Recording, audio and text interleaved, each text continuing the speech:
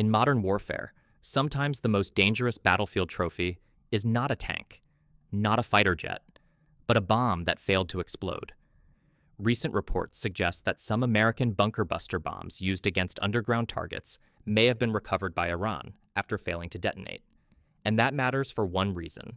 Iran is one of the few countries with a long history of reverse engineering captured military technology.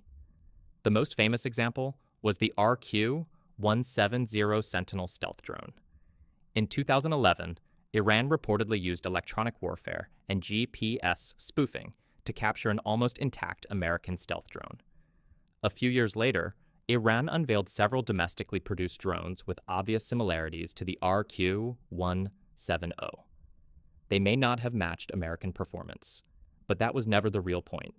The important lesson was this: even if a country cannot perfectly copy advanced weapons, it can still absorb critical design concepts and accelerate its own military development.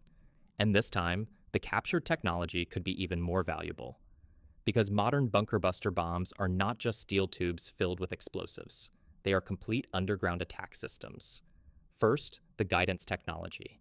Many GBU series weapons rely on combined GPS and inertial navigation systems, along with sophisticated anti-jamming algorithms. If Iran can study or partially decode these systems, it could significantly improve the accuracy of its own missiles, drones, and precision-guided weapons. Second, the penetration materials. BLU, series bunker buster warheads, use specialized high-strength nickel-cobalt steel alloys. These weapons must survive enormous stress when smashing through reinforced concrete at extremely high speeds. By analyzing the materials and structure, Iran could improve the strength and penetration capability of its own missile warheads. But the most sensitive part may be the fuse technology. Modern, hard-target smart fuses do not simply explode on impact. They can detect multiple layers of concrete, measure penetration depth, and determine the optimal moment to detonate inside underground facilities. In other words, the bomb is making calculations while crashing through concrete at high speed. If Iran gains insight into these systems, its future ability to strike hardened underground targets could improve dramatically. And then comes the bigger concern: technology proliferation. Iran could potentially share parts of this knowledge with North Korea. Russia would almost certainly study the findings carefully.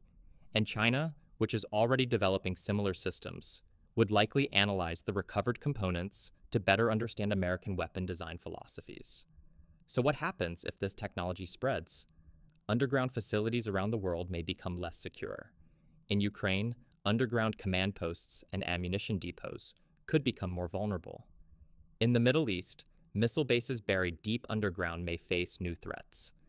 And in a future Taiwan conflict, hardened aircraft shelters, mountain bunkers, and underground command centers could all face increasing risks. Of course, capturing a weapon does not mean instantly reproducing it. The real challenge is industrial capability.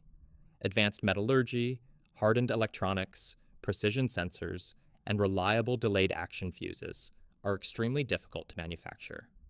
But historically, many military technologies began spreading after a single battlefield capture.